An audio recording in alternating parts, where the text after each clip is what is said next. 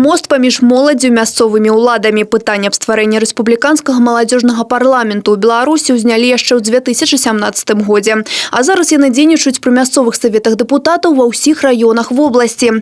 У іх уваходзяць, як правіла, лідары маладзёжных і грамадскіх арганізацый. Сярод такіх Юлія Гарашчук. У нас много идей, много инициатив, и в состав нашего молодежного парламента вошла молодежь от всей Брестской области, от всех регионов, там, Иваново, Ивацевич, Ляхович и ряда других. То есть в составе 44 человека. 5 комиссий существует, и при каждой комиссии, это и комиссия по экологии, по образованию, культуре, спорту, туризму.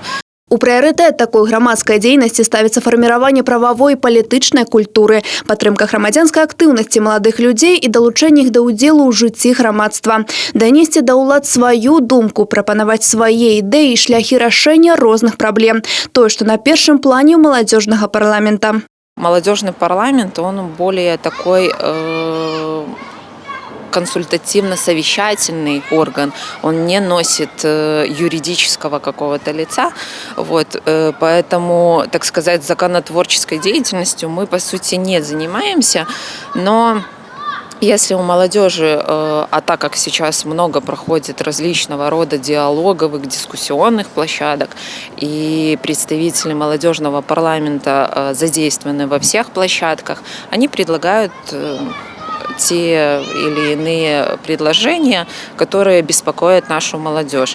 На базе маладзёжнага парламента Брестской области реализуется адукацыйны проект «Школа депутата». Сусветная практика падрыхтоўкі кіруючых кадраў и повышения их профессійнага ўзроўню. Своего рода школа депутата служит платформой для обмена опытом между действующими депутатами, которые имеют уже большой багаж знаний, и членами молодежного парламента. Это наши будущие политики, возможно, ребята, многие из которых захотят сами попробовать себя в роли депутата, местного совета депутатов.